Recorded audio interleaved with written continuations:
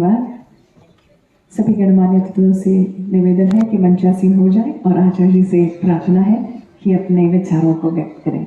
आशा जी पारे जोरदार तालियों के साथ आपके सामने प्रस्तुत है। आशा जी।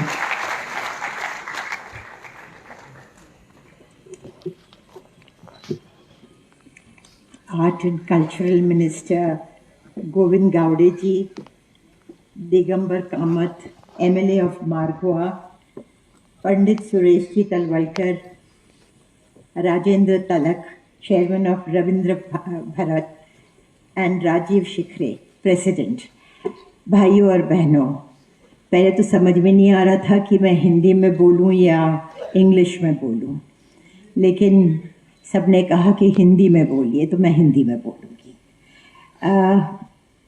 तलक साहब ने जो मुझे कल रात को बताया कि ये कैसे पूरा, हाँ जी, कैसे ये पूरा संगम हुआ, और उन्होंने कहा कि हम 3-4 लोग मिलके हमने ये बनाया। तलक जी एक बहुत बड़े प्रोड्यूसर डायरेक्टर है, उन्होंने नेशनल अवार्ड्स जीते हैं, फिर भी एक उमंग थी उनमें कि मुझे कुछ कल्चर के लिए, मतलब हमारे डांसेस है, म्यूज़िक है, उसके लिए कुछ करना है। और ये बहुत बड़ी बात है क्योंकि हमारा जो कल्चर है, हमारे जो नृत्य है, मैं नृत्य के लिए इसलिए कह रही हूँ क्योंकि मैं खुद एक क्लासिकल डांसर हूँ, तो ऐसे लग रहा था कि हमारा नृत्य मर रहा है, जा रहा है, कोई सीखता नहीं है। बच्चे कहते हैं नहीं नहीं बहुत थकान होती है, ये कहाँ हमको ये डांस करना है, हमें तो बॉलीवुड डांस करना है। ठीक है, बॉलीवुड डांस जो है वो डांस है, मैं ना नहीं कह रही हूँ, लेकिन हमारा जो पहले से सालों साल से चले आ रहे इतने खूबसूरत डांसेस हैं वो मर रहे हैं। तो मैं हर जगह जब भी जाती हूँ मैं यही कहती हूँ कि प्लीज़ इसको राह जगाइए, इसको करिए। जैसे शास्त्रीय संगीत है, वो भी सीखना आसान नहीं है, बहुत मेहनत करनी पड़ती है, लेकिन अगर आप उसको जागरूक रखेंगे तो ही हमारे भारत में लोगों को पता चलेगा कि हमारा कल्चर क्या है, हमारे पुराने डांसेस, म्यूज़िक क्या था। और मुझे खुशी इस बात की है कि मडगांव जैसे जगह पे ये चीज़ें हो रही है और लोग आ रहे हैं सीखने के लिए। मैं सही कह रही हूँ ना? तो खुशी होती है कि यहाँ भरतनाट्यम सिखाया जा रहा है, कथक सिखाया जा रहा है, शास्त्रीय संगीत सिखाया जा रहा है। ये सब चीज़ें बम्बई में बहुत कम हो गया है, बम्बई में इतना नहीं दिखने मिलता। तो आज मुझे बड़ी खुशी हुई जब मैं यहाँ आई, तो मैंने कहा ये तो बहुत अच्छी चीज़ हो रही है, और मेरी शुभेच्छा है, मेरा ये है, प्रार्थना है ईश्वर से कि यहाँ से अच्छे अच्छे डांसर्स, क्लासिकल डांसर्स, अच्छे संगीतकार बन के निकले ताकि गोवा का नाम रोशन हो।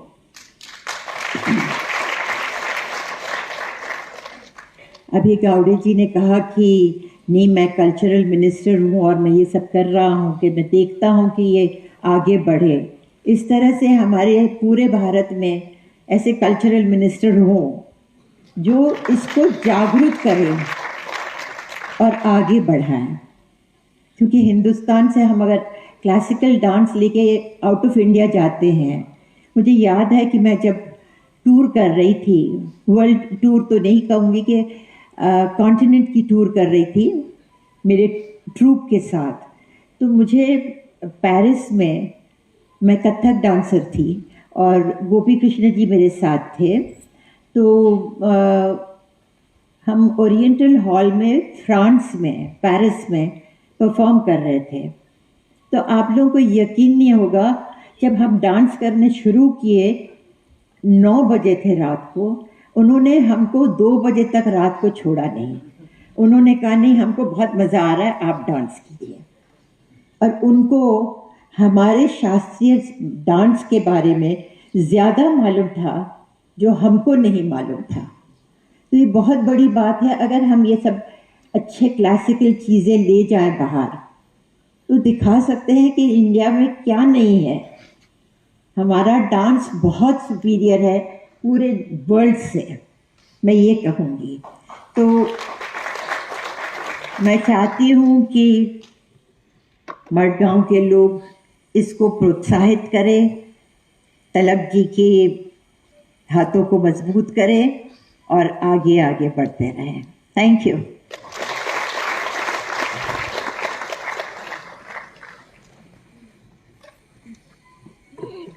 Thank you very much madam, in फुर्तीले विचारों के लिए बहुत बहुत धन्यवाद. इच्छानो मी सगळीं की राष्ट्रीय खेळ 37वे राष्ट्रीय खेळ सामके तोंडार पाविल्ले आसात आनी केदी व्हड अशी ही जबाबदारी. खरें तर शिवधनुष्य पेलपाक परसूय कठीण असो हो एकंदरीत खेळाचो आवाको आनी स्वरूप आसा.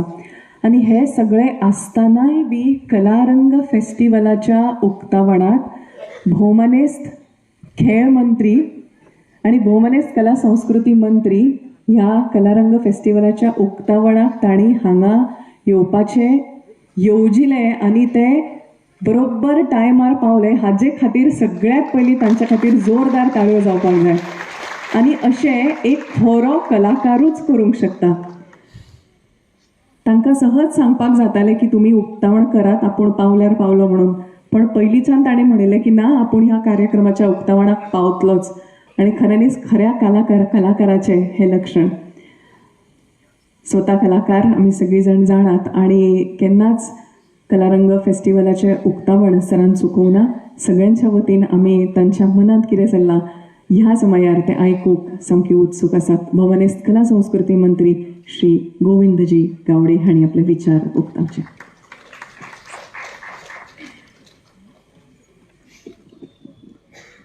सर्वांना माझा सस्नेह नमस्कार.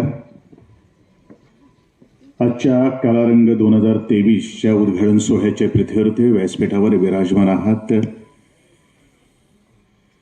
सिनेमा सृष्टीतल्या एक लखलखता हिरा पद्मश्री आदरणीय आशाताई पारेख, गोव्याचे माजी मुख्यमंत्री आणि मडगाव मतदारसंघाचे विद्यमान आमदार श्रीमान दिगंबरजी कामत, ह्या रवींद्र भवनचे अध्यक्ष आणि ज्यांनी कलारंग ह्या कार्यक्रमाची धुरा गेल्या 21 वर्षापूर्वी त्यांनी आपल्या खांद्यावर घेऊन आजही ती पेलत आहे, ते आदरणीय राजेंद्रजी तालत. या संस्थेचे अध्यक्ष श्रीमान श्रेंकरे, माझ्या कला आणि सांस्कृतिक संचालनालयाचे संचालक श्रीमान सगुणजी वेळी, ज्यांनी आत्ताच इथं सन्मान झालेला आहे. या कलारंग या संस्थेचे मार्गदर्शक आदरणीय श्री तलवडकरजी, नवीन कलाकार माझ्या मित्रमंडळी, तुम्हा परत एकदा माझा सस्नेह नमस्कार. सर्वप्रथम अभिनंदन करतो कलारंग संस्थेचं, ज्यांनी हा कलारंग महोत्सव गेली 21 वर्ष सातत्यानं एक वेगळ्या डंकानं ते घडवून आणतात. नृत्य, संगीत आणि नाट्य ह्या त्रिवेणी संगमाने या कलेचा आविष्कार आपणा सर्वांसमोर पुढचे 5 दिवस मनोरंजक असे वेगवेगळे कार्यक्रम होणार आहात. आणि मला वाटतं सरकारचं सुद्धा आज एक कर्तव्य आहे की अशा संस्थांना आर्थिक पालव देणे. बरेचसे कलाकार ह्या व्यासपीठावरून घडू शकतात. आदरणीय ज्यावेळी सुरेशजी तलवडकरचं मी जेव्हा भाषण ऐकत होतो, त्यांनी सांगितलं होतं की त्यांची खंत होती की या गोव्याच्या मातीत कलाकार का नाही घडत, राष्ट्रीय ख्यातीचे. आणि मी आत्ताच आशाताई पारेखजीशी बोलत होतोय की गोव्याच्या या मातीनं, या भूमीनं मला वाटतं संगीतातले तारे, लखलखते तारे आज भारताला दिलेले आहे, ज्याने भारताचं नाव आज जगाच्या पाठीवरती आज नेलेलं आहे.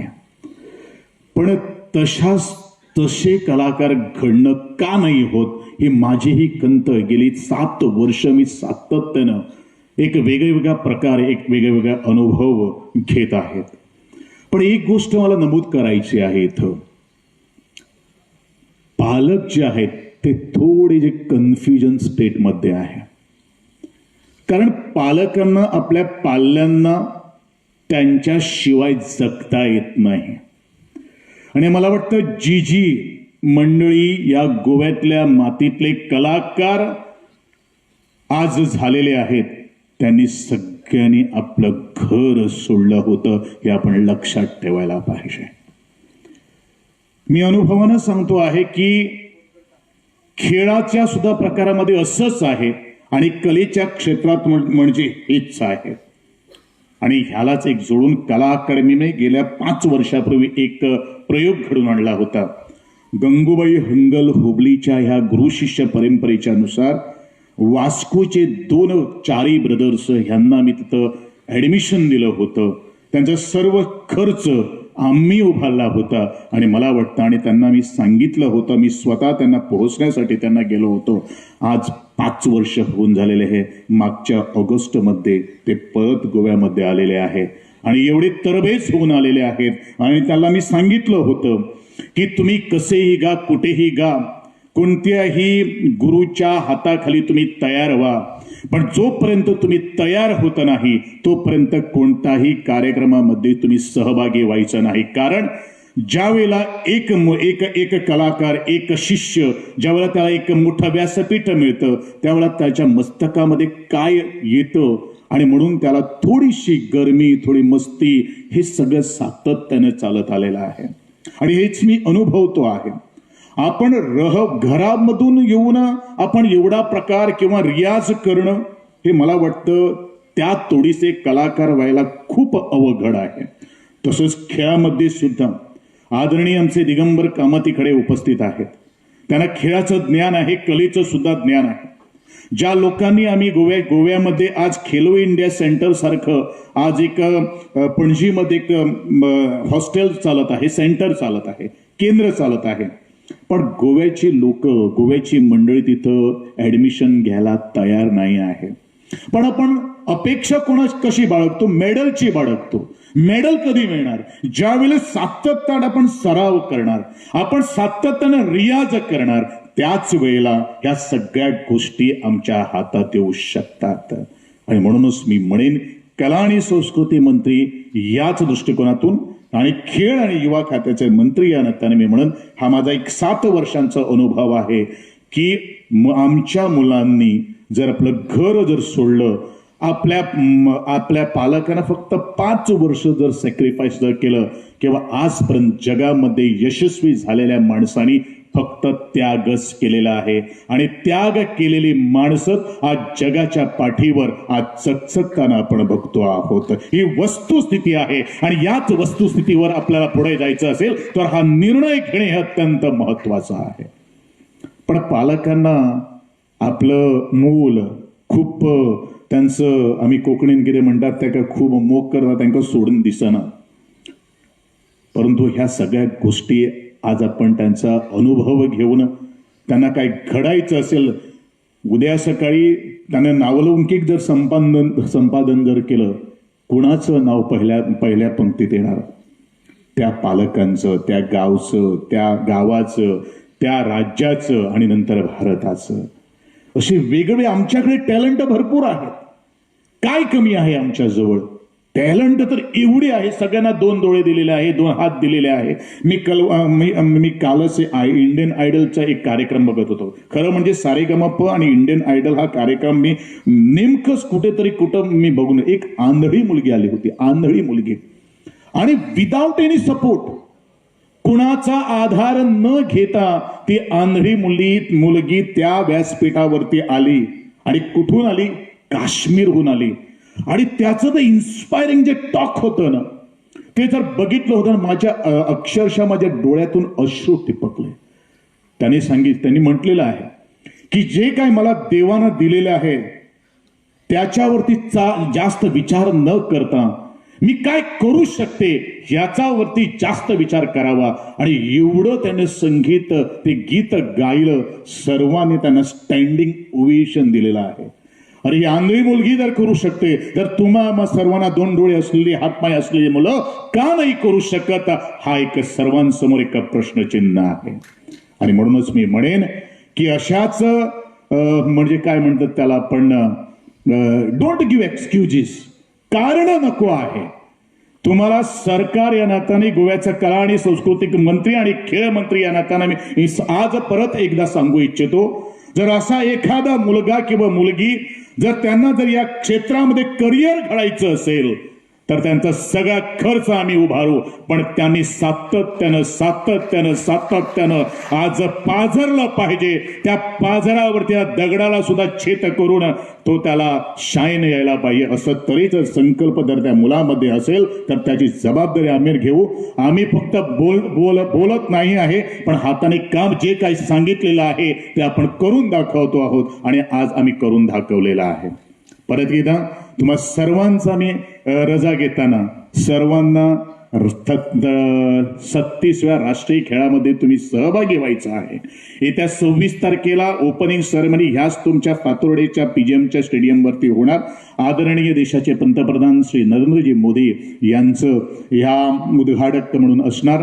तुम्हा सर्वांना मी आजच्या कलारंग ह्या महोत्सवाच्या खूप खूप शुभेच्छा व्यक्त करतोय. तालकजी आणि आमचे शिंकरेजी यांनी जी जबाबदारी आपल्या खांद्यावरची पेललेली आहेत, जे काय सांगितलेलं आहे मी तालकजींना सपोर्ट केलेला आहे. पुढे जे काय यायचं आहे, कारण मला माहीत आहे, मला जाणीव आहे की कलाकारांना अशा तऱ्हेचं जर व्यासपीठ आपण जर निर्माण करून जर दिलं तरच आमची मुलं, आमचे कलाकार या गोव्यामध्ये नावलौकिक संपादन करणार. आणि त्यासाठी मी भरत आजच्या तरुणांना आणि खास करून इथं उपस्थित असलेल्या पालकांना आपल्या मुलांना घडवण्यासाठी त्याग करणं, लावणं हे अत्यंत महत्वाचं आहे. तुम्हा सर्वांना माझा परत एकदा सस्नेह नमस्कार आणि आभार.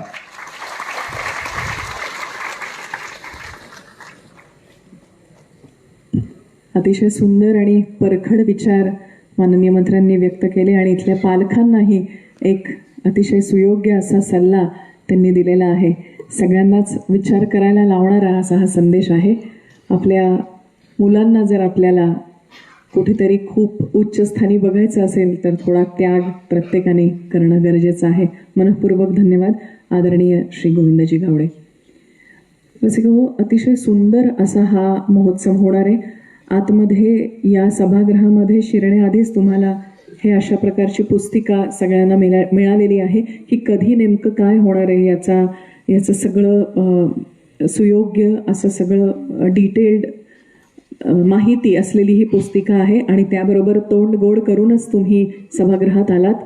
गोमंतकाची खासियत असलेला हा गावठी पेढा तुम्हाला मिळालेला आहे. आणि रोज संध्याकाळी तुम्ही याल तेव्हा पुन्हा एकदा असंच गोड स्वर, सुमधुर असे स्वर आणि अत्युत्तम कलाकारांची कला मनात साठवून, कानात साठवूनच पुन्हा परत जाल. सगळ्या दिवशी प्रत्येक कार्यक्रमाला तुम्ही सर्वांनी हजेरी लावावी. अजूनही जमेल त्यांना सांगा, शेजारी, मित्र, इष्ट, आप्त मंडळी सगळ्यांना सांगा, कारण असे कार्यक्रम पुन्हा बघायला मिळत नाहीत. आणि अशी काही इतकी सुंदर नाटकं जी सहसा बघायला जमतच नाहीत, गोव्यामध्ये नाही त्यांना आणलं जात. त्यामुळे प्रत्येकाने निदान 4 ते 5 लोकांना घेऊन या असा संकल्प करा आणि भरपूर गर्दी आणि दर्दी लोकांची गर्दी अशा रीतीने हा महोत्सव यशस्वी करा असं सांगते. आणि या उद्घाटनाचा कार्यक्रम अगदी संपन्नतेकडे वळतोय. आम्ही विनंती करते कलांगणचे अध्यक्ष ॲडव्होकेट राजीवजी शिंकरे यांना की त्यांनी सर्वांचे आभार व्यक्त करावेत.